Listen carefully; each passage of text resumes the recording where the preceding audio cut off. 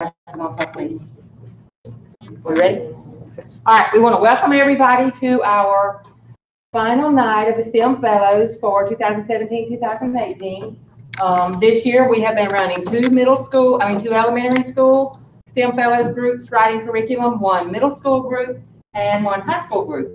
But before we get started with your presentations tonight that we have, seems like long been awaiting, Middle Georgia RESA has a couple of presentations we'd like to make. Jamie, if you would come up here, please. Oh, yes, ma'am. All right, this is for Jamie Cook. He is the reason we have STEM Fellows. Warren Robins Air Force Base. He is our for engineers. He was our connection to the Dayton, Ohio project, and so he is the reason we're all here. So, Jamie from Middle Georgia RESA, we just want to say thank you. Much appreciated. Last year, we had STEM Fellows sort of piloting and exploring the journey with us. We have two STEM Fellows here tonight who were with us last year and agreed to come back this year to lead and support you all through your journey. So we want to say thank you to both of them. Mark.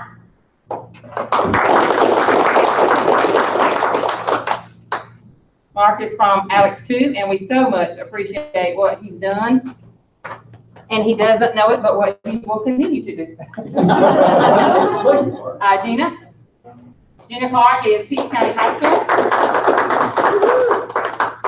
And bless Gina's heart. I just can't tell you how many times we call her name and say, Gina, would you help? Would you help? Would you help? And she says yes. So thank you so much. We also have some additional engineers who have been working with us this year. Michael, if you want to come up. It's so funny, the first couple of times Michael was here, he was like, okay, well, I'll work with this group, but I don't mind working with this one and this one and this one. And so almost every night that we were here, he sort of rotated through all of your groups. So, Michael, we just want to say thank you very much. And he had to put up with us. Oh, yeah, he had to put up with the high school people. All right, for our higher education partners, they have been very, very devoted. Celia worked with us some last year, and she agreed to come back again this year. So, Celia, will you come up here, please? Fort Valley State University. Thank you. Thank you. You know we're going to call on you again, right? All right, and Jeff? Jeff Hoffman is a new addition to our group this year. He came one time from Central Georgia Technical College, and he said, oh, I like this. I'll keep coming back. And we said, yoo-hoo. Thank you so much, Jeff. All right. All right, and so our first group tonight is a group we call Elementary Number 1. So if you all want to come on up. Can I say something? Yes, you can. In case you didn't hear, we're on YouTube now, and if you want anybody to watch this, the YouTube link is on the agenda. So just copy that and send it to whoever. Except they can't use their technology. Oops. They should hurry. Yeah, you should hurry. All right, everyone has their feedback form, correct? So you are to take notes during each presentation. Then at the end, you're going to enter your notes into an electronic platform so that each group can receive their own feedback. Okay? Our project was on, the unit that we developed was on building a miniature hydroponics garden. And again, Christy, Heather, and Amanda are the workhorses of our team, and were instrumental in actually building this unit for the STEM curriculum.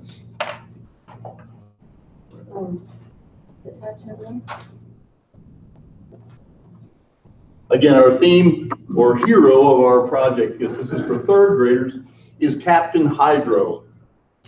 Y'all say Captain Hydro? Captain Hydro! All right. And for third graders, that's exciting, and for us, it's just fun. All right, to be a hydroponics gardener, the objective is for students will work collaboratively to design a hydroponics growing system. They actually get a chance to do this. And how can students build a hydroponics garden out of recyclable materials? The standards that we use are math, fine arts, earth science, social studies. And the math ones deal with interpretation of products of whole numbers and integers. The fluently adding and subtracting within 1,000 using strategies and algorithms, that math competencies for that. General measurements and measure to estimate liquid volumes as well for the math competencies. And then the fine arts is their ability to present. It's okay to have your findings and what you have, but the ability to use fine arts to put together things like the poster boards and PowerPoint, these kind of things like this. The earth science to obtain, evaluate, and communicate information about the physical attributes of rocks and soil, and plan and carry out investigations to describe properties about the growing systems, including the soil. Obtain, evaluate, and communicate information about the similarities and differences between plants, animals, habitats found within the geographical regions, and specifically where we are. Social studies to define and give examples of the 4 types of productive resources. That's natural, human, capital, and entrepreneurship. So these are the kind of skills that we want to specify that the students can apply with regard to hydroponic systems. An overview, we're going to give a pre-test, and we also do give a post-test at the end. We introduce the topic to the students. The engineering design and prompt that we're using for this unit, Jeff, really cool name there, lives in New York City and doesn't have a lot of space to grow a garden. He'd like to grow enough lettuce and herbs to make his salad each day. Your challenge is to describe and develop a model grow system that requires little to zero space to fit itself in Jeff's kitchen or on his rooftop terrace. So it gives the students, those 3rd graders, a framework by which to look at. The other aspect that we explored with this is what can you do with this later on in life? Linking passions to a profession. So some of the career connections that we explored was a hydroponic growers of master gardener, hydroponic equipment salesperson, and the marketing of such.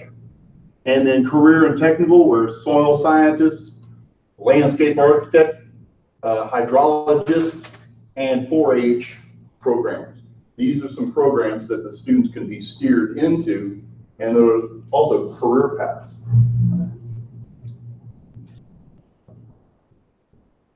Okay, so that brings us to our engineering design challenge. As Jeff said, we have a prompt.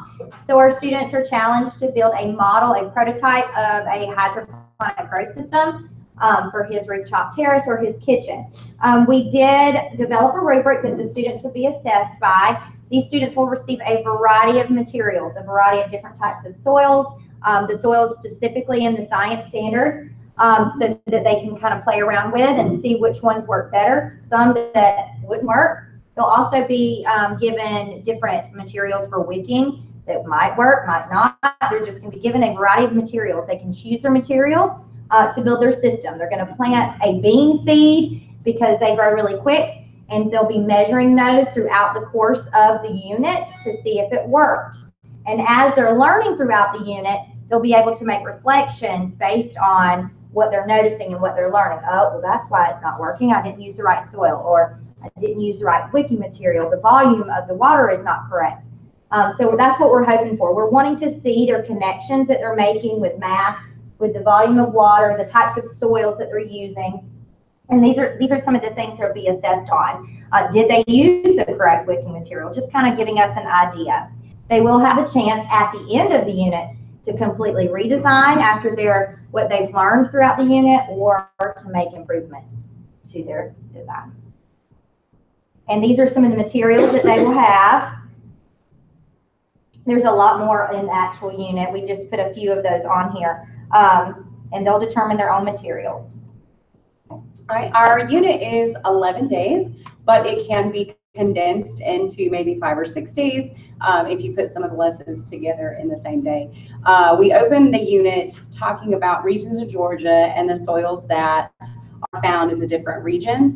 To get started, the students are going to go on a trip around Georgia, and there'll be multiple groups that will talk about the Piedmont region, the coastal plains, and so on. They're going to use QR codes, a QR scanner, to go on their journey. And to differentiate the instruction, there are two different links that can take different, the one link will be a little easier, one will have a little more complex, and it will take them around where they'll document, and they'll have a travel log to document the different types of soils and plants that grow there. No, you're fine. And for the fine arts portion, to connect with that, they're going to have a blank map of Georgia. They're going to have the different soils to manipulate and play with, the clay, the loam, the topsoil, and they're going to map the soils on a blank map like this, and they'll put them where they will find them in the state of Georgia. All right, then we're also going to do working with volume. Students are going to manipulate different types of containers. They're going to look at them. They'll have the liquid in them, but they'll be different shapes and sizes. And they're going to have some discussion. Is this one got more in it than this one? Based on what it looks like. And then they're going to estimate. They're going to say how much they think volume it has in it. Then they're going to do some measurement and actually find the volume of in the different containers, and there's going to be 4 containers, and they'll collect them on this sheet. Then we'll also go into the wicking and the absorption. They'll get a bunch of different materials, graduated cylinders, water, coffee filter, string, just different types of materials, and they're going to get to explore and find out which one works the best. And as we're exploring, they're going to find that a particular wicking material works better than the other, and then they're going to make reflections in their STEM journal about which one did they use and why, what would happen if they changed it and what improvements they might make to their design. And they're going to do some informative paragraph about detailing how to make a hydroponic garden using the materials that they have. And then they will have to basically just explain the different steps about how to do their hydroponic garden. Okay. And then on the entrepreneurship side of the same thing, they are going to have to do a visual, so it could be a poster board or it could be a PowerPoint, really what their group is comfortable with. And they are going to have to sell their hydroponic system to their classmates. Their classmates will have a rubric to kind of grade them on how their salesmanship went, and basically how they are heard, if they're making eye contact, and so on. And that can also be videoed using the Seesaw app or something so that others can see that.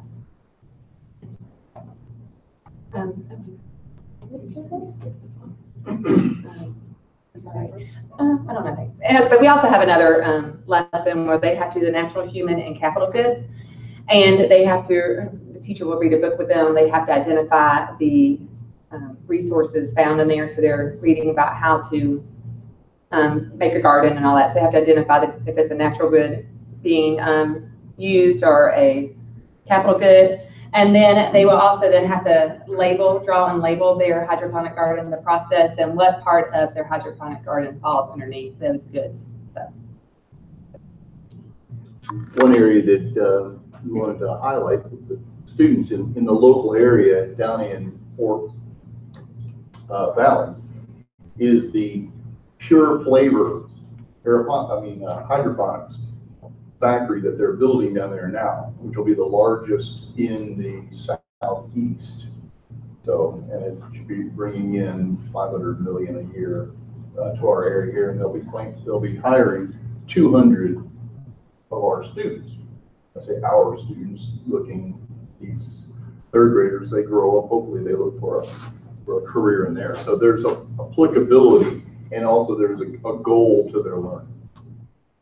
Any questions on anything we talked about? Now's the time.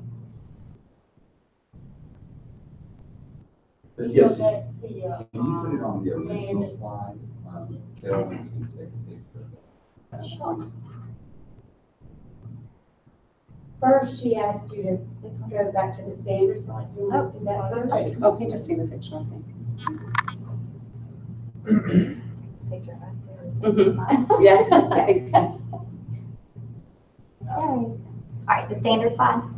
Yep. Okay. Welcome.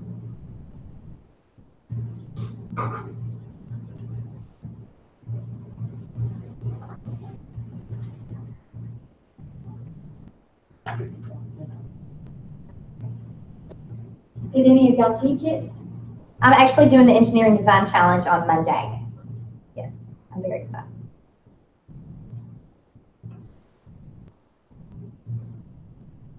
Any other questions? Thoughts? Reflections? Positive vibes. Positive vibes? Would it be appropriate after you teach it to share back with the group? Yeah, totally. What experiences you had once you put it into practical use? Sure. I thought it was good. Great job. Yeah. Thank you. Whew, great.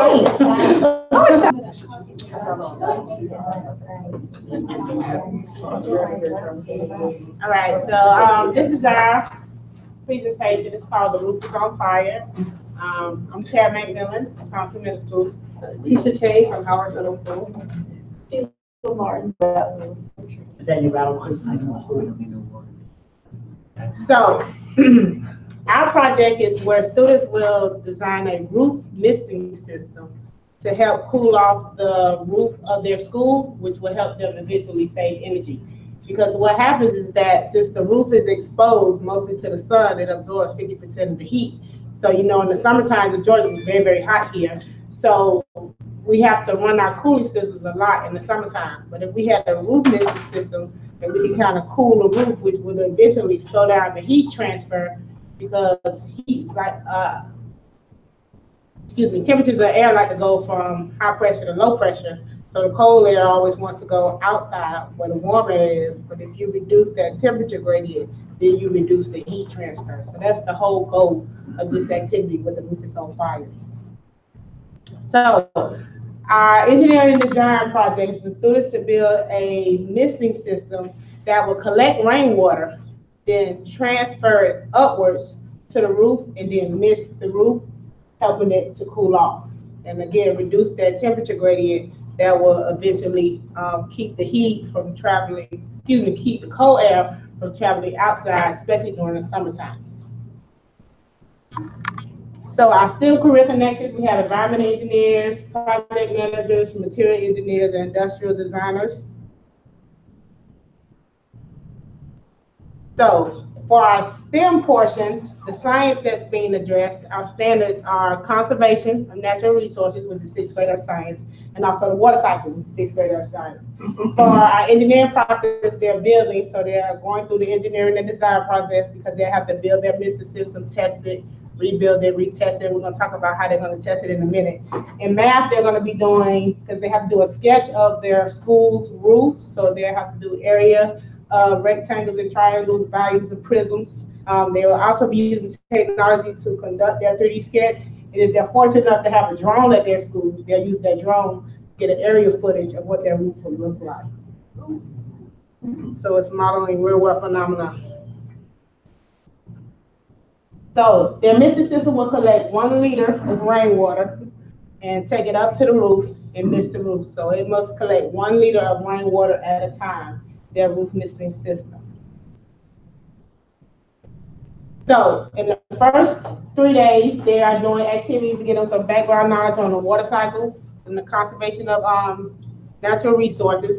On the 3rd day, they're going to calculate their energy uses, because students don't really think about energy uses in the 6th grade. They have all these devices. They don't pay an energy bill.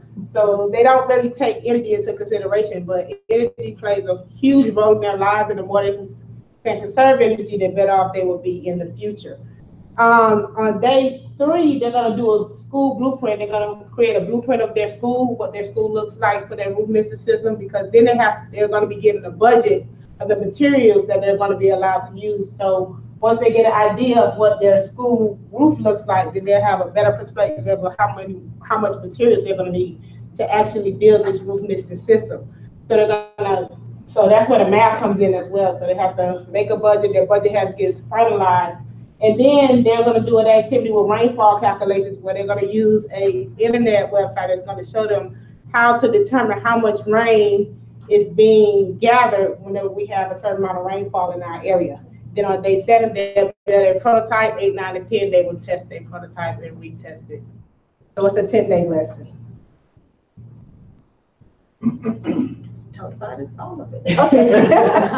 A little more specific on the day one. This is actually, they have an interactive website where they're going to look at the water cycle. And after that, after going through that interactive website, there's an activity called You Are Who Am I, where they have cards where the students, will read a description of a particular part of the water cycle, such as I actually brought that activity group to do it. If they say, who am I? I am the boss of the water cycle. I'm responsible for the wind. Who am I? The person with the answer card would say, you are the sun. And then they will read their who am I? And, it just goes around until they complete the cycle. Day 2, they'll be looking at sustaining natural resources, where they will have to, the researcher discuss Water for Life. That's an article that talks about water being the core sustainable resource. And they're talking about ways to sustain water. Then their activity is to build a water transfer device that day. Just a very small device to show how to transfer water basically from one bucket to another bucket. And that distance will be depending on what the teacher decides, how far they need to transfer that water. And there's a list of materials for that day. Day 3, they will actually look at school architecture, sample electric bill, and discuss energy saving methods. They have an energy bill analysis where they have to actually look at the kilowatts, and this is where they're going to look at energy per the unit rate. This is where the unit rate comes in with their math. Also, because they're going to look at the bill analysis and a school blueprint, they'll be looking at perimeter and area. That's also an interactive lesson.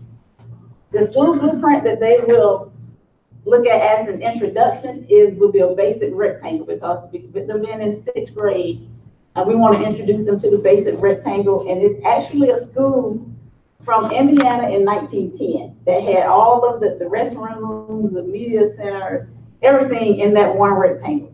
And it has the dimensions drawn out, so they will actually have to take those dimensions and scale it. Day 4, because they have looked at their blueprint, they looked at area, they know about the electric bills and how all of that's calculated, they will actually start looking at budgets, the components of the budget. Cool roofs and mist and cool, they actually have the parts that can be purchased to make a misting system. And for the budget, there's an embedded Excel document that the teacher can use. Also, there is one that is already typed up for differentiation. And there are instructions for students who want to learn how to use Excel. They can get those instructions and be able to make their Excel spreadsheet. And the instructions are also there for them to be able to put the formulas in. So we have 3 different versions of the budget. Scale drawings are next. So they will, after looking at the blueprint of the school and either assessing their school from drone or actually visiting different areas of the school, they will actually be looking at measurements and making a scale drawing. Also, the differentiation here, teachers can allow them to just draw a basic rectangle as their school instead of the different components as a composite figure. Day 6, they're actually, now they know the size of their roof, they will look at how much rain will fall on the roof based on on their blueprint. This is a rainfall calculator, and they will look at the amount of rain that normally falls in the area, and they can just put that amount in the calculator, and it will tell them how much rain will actually fall on the roof their side, so that they'll know if they have enough water to get that liter that they need. And if there's overflow, if there's too much, they have to decide what are we going to do with the overflow of water if we collect more than a liter. 7 through 9 is when they're actually doing the engineering design. They're also testing efficiency back when they do the water transfer. They actually test the efficiency of their water transfer system. I forgot about that part. So then when they do the engineering design process, they will know whether or not if the design that they are coming up with would be efficient. And they should get to presentations, reflections, post-assessment. ELA, they are writing a persuasive letter to the administrative team, leadership team, to sell their system or to get them to purchase some type of roof misting system for their school. For the real world connections, we are kind of trying, for 6th grade, we're teaching our kids how to be better stewards of their natural resources. So, and some of the things that we looked at that inspired this project too was that a lot of needs or jobs open in the EPA or other energy industries. So focusing on things, teaching the kids how to discuss things about energy policies, actually looking at what does it take for their school, what are the school needs in terms of energy and what they can do to improve it. And just kind of going from there and working at a school level and then think maybe larger as a community.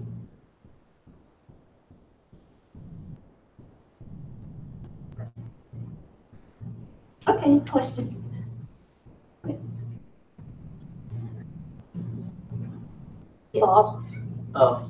The transfer system, how does that work? Is it motorized? Is it pressurized?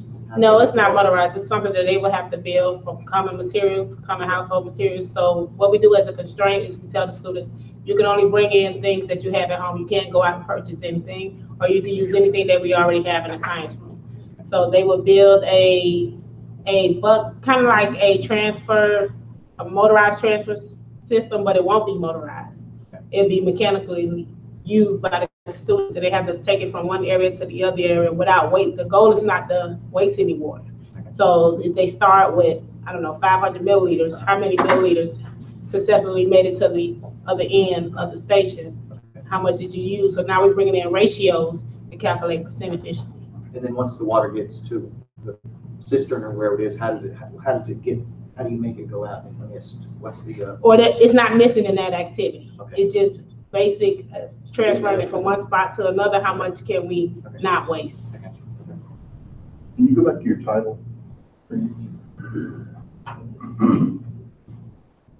Shouldn't that say the roof? I thought that when I saw it. So to test their roof misting system, with they actually have a heat lamp and they have wireless temperature probes. So they'll have a temperature probe before it's being misted. They'll collect their data, and then they'll mist it and they'll recollect their data, and then they'll compare the two. So each time they conduct a different trial, they'll get to see. So once they hit collect on the iPads, it'll start just gathering their data automatically for them. Very good. That's good. Well, Yes. so the design challenge was about creating a misting device. Do y'all build the misting device? The students build the misting device. Okay. Have any of y'all tried this yet? No. On your design challenge, are they building a scale model, or is this a full size? Scale It's model. a scale model. Scale model.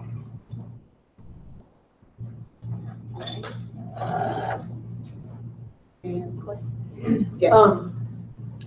Just some food for thought. I love what y'all have with the weather and the rain collection, all that. And there's so many great math science for that. But another thing, my robotics team this past year for hydrodynamics looked into collecting the condensation water in the classroom from the air conditioners. And they found out that just each classroom air conditioner can pour about a gallon of water down the drain every hour when we're turning each classroom. So that's free water. Wow. That's a possibility, but it doesn't have that. Y'all had some great websites for area and all that stuff. It doesn't tie that in, but that's just something to consider to maybe if you ever took it further. A lot of great water. I like the possibility you guys have differentiation embedded in all the tasks, like Excel budgets, or every task.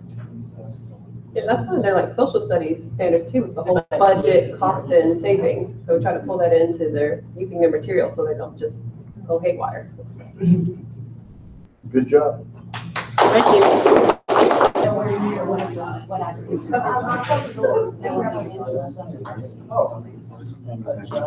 Yeah.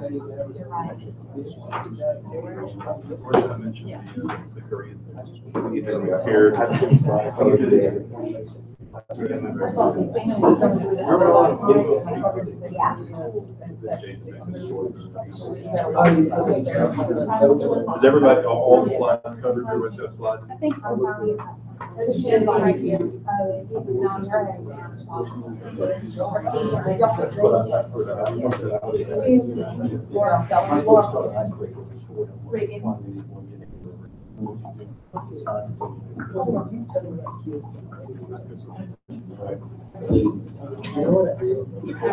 Yes, I dropped them off. I think so. Are we good to go? I'm good, yeah. All right. I'm not done.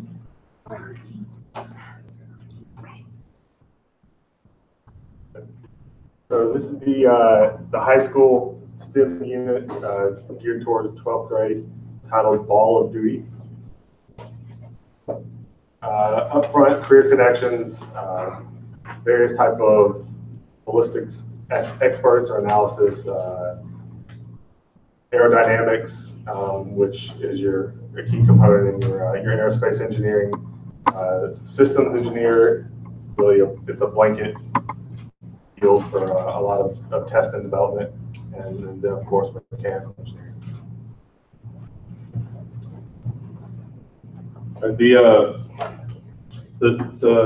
Our disciplines, mathematics, so pre-calculus, science is physics, the literacy in science is the CPAE standards, technical writing for English and language arts, and then the engineering for the design.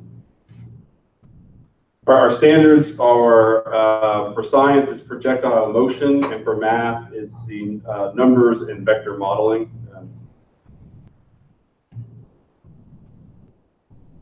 All right, so for our overview, it's developing an understanding of how vectors are correlated with projectile motion, communicate how launch angle and initial velocity affect the range and Ymax of a projectile, create a model of a pneumatic launching system.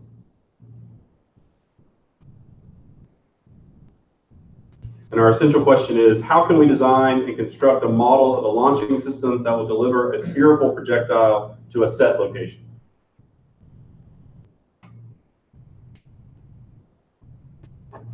And when we talk about creating the launcher, we obviously, like when we are going to launch it, we have an example here. The angle is very important because if the angle is too low, it's not even going to hit the wall and go across it. So the angle is very important. And similarly, we are going to use the bicycle air pump for the pressure. That pressure is a science fact that we are going to bring in there. And that science fact of the air pressure is going to we are going to use that science, and then the measurement of the angle, the distance that's going to cover is going to be the vector, because we will be having the magnitude plus an exit, the horizontal and the vertical distance that the students will have to calculate. And we obviously have a rubric for the math, for the design, and the pre-design. So first of all, the students do create a virtual model using their presentations. When they are doing that virtual model, they are going through different websites that are already on our lessons. So once they do that virtual design, they are exploring different designs, not just this one, that we created a model. So we want them to think worldwide, not just limit to one model that we give them.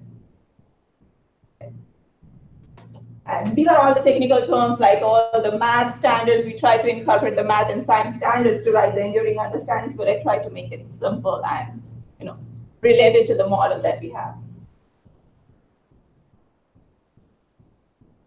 All right, so this is put into basically a 10-day unit, and these are the various activities that the students are working through in chronological order. So they're researching their solutions to the problem. We have a number of links to various places where they can do modeling and simulations as they work through their design. They have to develop a proposal within a budget. They do have to present this proposal. And then they get into the hands-on part where they are building their working model. They test it, revise it. Our key here, really, with the vectors is that it is accuracy. These kids aren't trying to produce something that goes the furthest or the hardest or the fastest. They need to get it to a very specific target. And when they're all finished testing, revising, we have a technical report where they go through everything, and that's the final assessment for them on that. We have 2 examples here of how we're assessing with our rubric score sheets. We've linked this pretty tightly with English standards. As we have gone through this program, we've listened a lot to people from industry and how they said these students really need to have the communication and the technical writing skills as well. So all of that is built into our assessment rubrics here, and why we put so much emphasis on that technical report after they finish with their design challenge. This is a screenshot of the all the technology that we integrated with this particular unit. So this would be available to anybody accessing our unit, and links to the various places where they can do simulations, research, and what they might be using. Okay, so the engineering design challenge, they are actually building a pneumatic launching system that will launch a projectile over the DMZ between North Korea and South Korea to knock out a fictitious power plant that's on the North Korean side. And my students kind of had to tweak a little bit of it because it was going to be a ball projectile, but all of the PVC pipe ball was bigger than the ball. So we modified, and they actually did the dart instead of the actual ball. So they had to modify that a little bit. I think it worked better than the ball probably would have worked. And they went through all of the science part and the math part of figuring out how wide the DMZ is, how tall the fence is, and then they had to do the math to figure out the angle that they needed to launch. They had to make a scale model of how far it needed to go, and they had to hit a specific target. So a lot of the design or redesign part of it was them actually, after they got their model made, playing with the PSI, with the pressure of getting it to where it needs to go.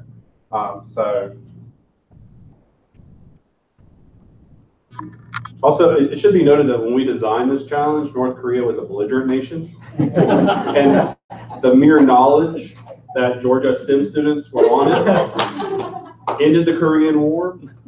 Yeah, I think that's enough.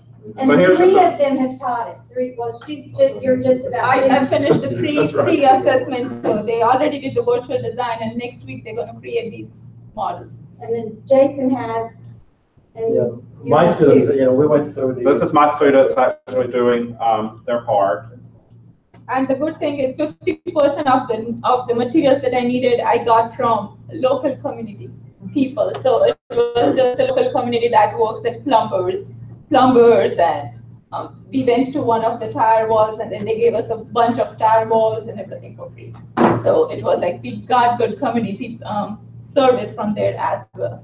And we are going to give them thank you cards with the pictures of the project that the students do. So like, they like to. So we are trying to bring in more community and spend less out of our pockets. And you have a different launcher, right? Yes, sir. What I did with my students, actually, I did not provide any material. So they had to come up with this on their own. Some of them created the different types of cascades, like you see here. The other one is like an overlay. And after we tested it yesterday, some of them they thought about maybe we can put like a small engine to make it work on its own instead of having the students actually push the. There's a kind of like A winch. Yeah, a winch, and that's design. You could click on the next picture. There's another model they created, like typical concepts. And this other group, like artists, they created the model. And the good thing, what they did, they used the software, the simulation, and they calculated the launching, angle, the distance, and then they tried to make it. Some of them, they found out after they tested out their catapult that the distance in the classroom was going to work. So only one group did it in the classroom, and then we had to move all to the courtyard and test it out there. And it was fun to see all the students, the school coming and watching. It was fun to see how the students adjusted and the scale. So really, we don't need to assume that the student know it, because I see like that a lot of students saw how the real the scale. They had to do it on kind of like figure out the scale on the real world. So they had to do a lot of measurement to figure out the scale factors and all that. And with regard to the angle of launching, how far the power plants from the wall, it was interesting to see them coming to bring in what they learned from the math and the science, and then looking at the design, the engineering design. It's a real life thing. You have to deal with constraints and with problems that happen, so you have to deal with that. And it was nice to hear that conversation. That was it. Do you have any questions? Comments? I have a comment that it might be interesting to include in the beginning of doing ballistics kind of things, when they would make the books for the guys firing the cannons and the tanks and all that.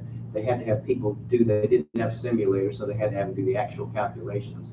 And they just hired thousands and thousands of people just to run all these numbers for every type of armament, every type of shell they had. And those people were called computers. I don't know if you knew that. Yeah, some of you shaking your head, yeah.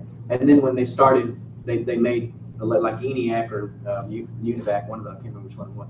But they ran parallel with, it was mostly women that were computers. And then they ran these computers parallel with them to make sure, and then they finally just said, no, these things are working. So they called those electrical computers. That's the first, when they first started making those. So you might put that in there just as a historical touchstone for that. I think Mike had a good point too. Will you talk to them about maybe now after we've done it, and 3 people have done it, to adjust our challenge? So, I mean, one of the biggest parts of any kind of engineering design is going to be your funding and your materials. And y'all did a good job about it on, you can't just have everything available to you to get whatever you need it done. So with them having 2 different ways, one being pneumatic, one being more of a catapult, you give the students a budget, and one of them is, of course, going to be a higher dollar amount, but more effective. So example would be pneumatic cost more, but they don't get as many rounds of whatever ammo they need because it's more accurate. Catapult's going to be cheaper, but they're going to have to purchase more rounds of ammo to actually hit the target because of it's a little bit more inaccurate. So anytime you can do that, or you can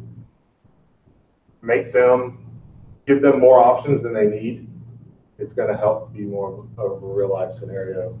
And you can use the budget to differentiate, so give the smaller budget windows, shrink it down to certain groups, maybe expand it for others, things like that.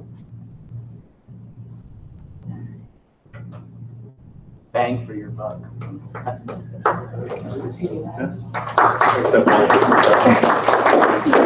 Right. What's the thing called? Right, you people are.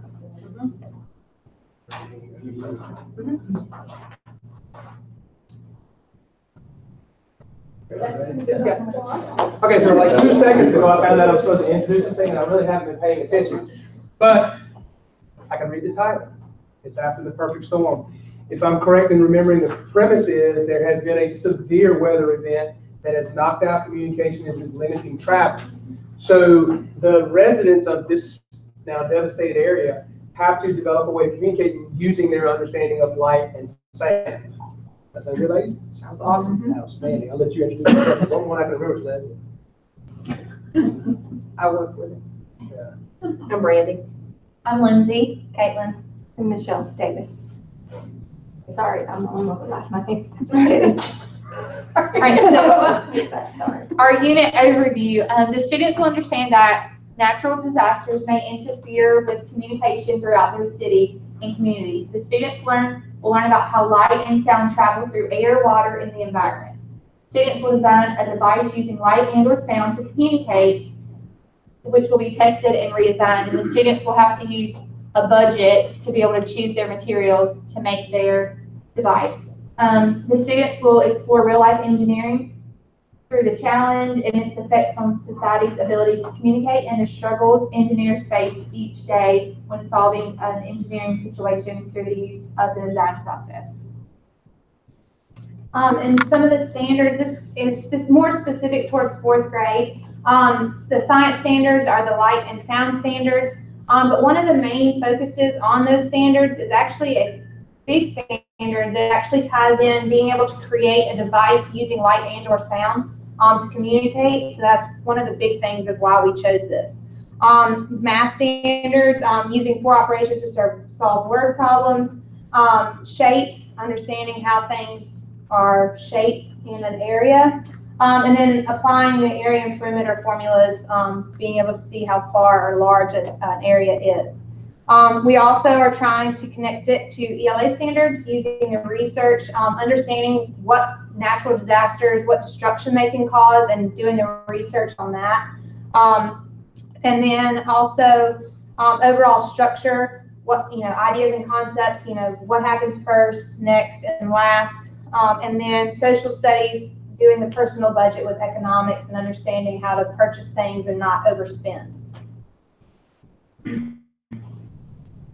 The SQF reflections, we felt that our unit was accomplished or advanced in all the different areas, and we just highlighted these sections.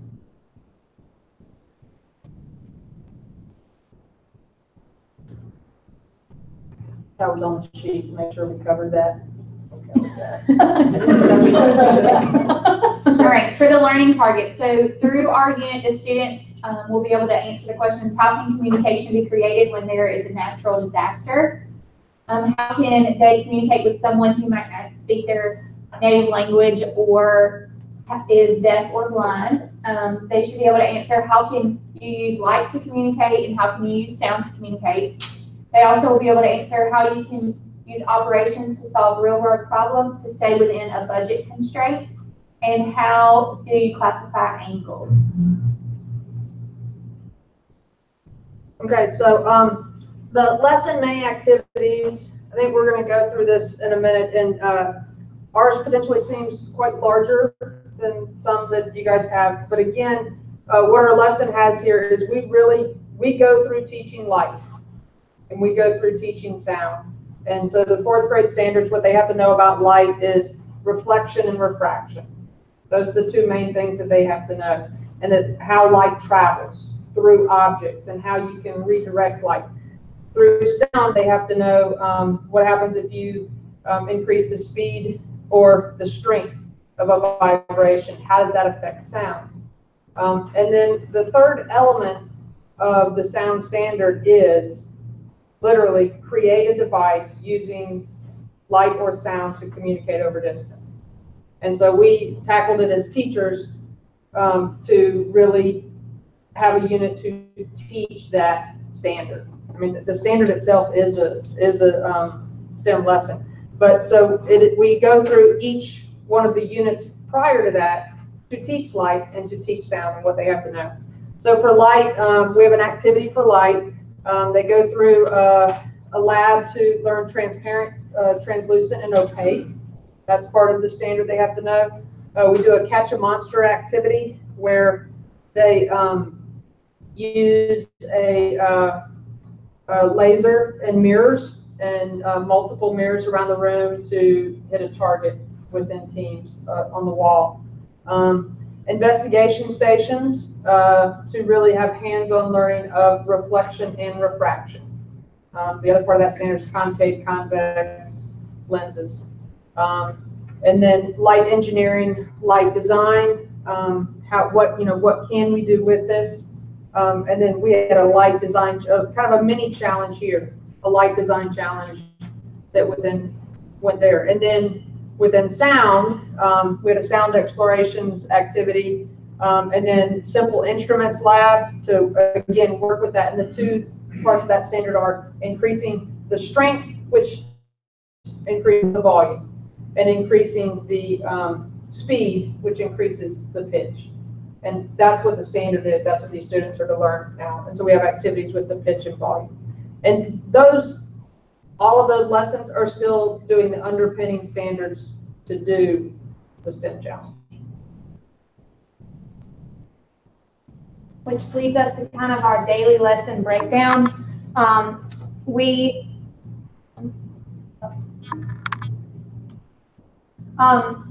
Like she was saying, it is a pretty large unit. We actually have a 26-day unit.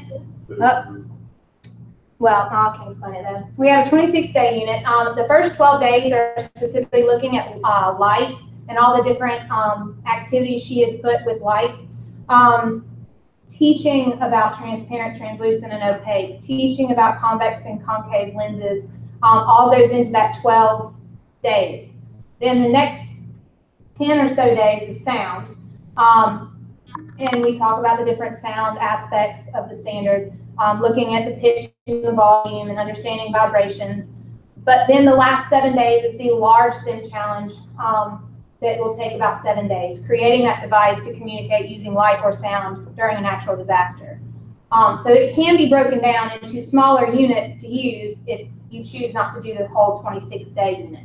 Because at the end of the light, there's a mini STEM challenge, and at the end of the sound, we do the big one. So you could break it down into two different ones if you wanted to. And to go off what they were saying, at the end of the unit, the final standard is to create a device to use light and or sound, and that's why we want to teach both of those standards in isolation to move up to this, so that students then could have a choice, because it depends on what scenario you're in and what disaster you're in and who you're trying to communicate with for what purpose as to what part of this you would want to use.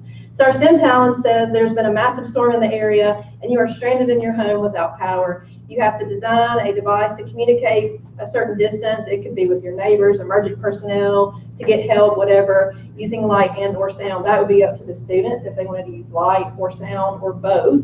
That was part of our differentiated instruction. They are also to stay within a $1,000 budget, and we have several different ranges of materials, so they could stay on the lower end and make their device, or they could spend more money and get a little more high-tech and effective. And then can your team get the help in time? So they had several constraints that are attached on that daily lesson that we couldn't get to. That goes on there. The real world connections with our unit is going to be the students actually taking and budgeting out money to purchase the supplies that they need.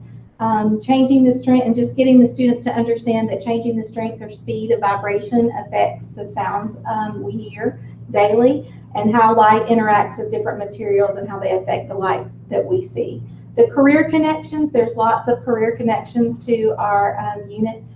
We just a basic engineer and a basic scientist, but we want the students to know a little bit more about engineers. We don't just want them to know that we want them to understand that there's different types. And so the career connections with our project is an audio sound engineer, optical engineer, acoustical engineer, photonic engineer, I'm sorry, I said that again, so sorry, an electrical engineer. So we want them to know the difference between all of those and how they can connect to light and sound. And if they're interested in those, that maybe those would be some career paths they could take and choose one day. Questions? Any questions? How will they test their device at the engineering challenge? We actually have a rubric that they will have to follow and hit certain criteria when they test it within their either classroom, or we might take a larger scope outside, depending on the distance that we set for them. And we also have a pre-test and a post-test to determine their knowledge of the unit. And within those mini activities, we have rubrics for all of those as well, that gives them guidelines and things that they have to do within that activity. But again, it is kind of similar to like the water and like the one that we did, like they did. It's a little bit of a watered down one where, okay, we have this certain amount of distance and there's some things in the middle and you have to get a signal to there.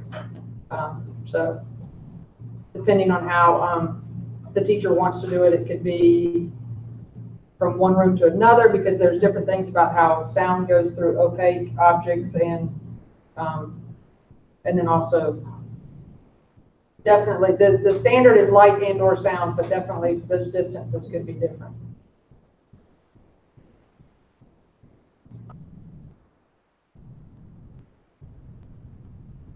Good. Thank you. And by the way, who was it who had, which one of y'all had industrial designer as a career? Was y'all? That's what my degree said. We want to go on record, the high school notice. We want to know if after the perfect storm, is that where the spring ladies came? Not much else.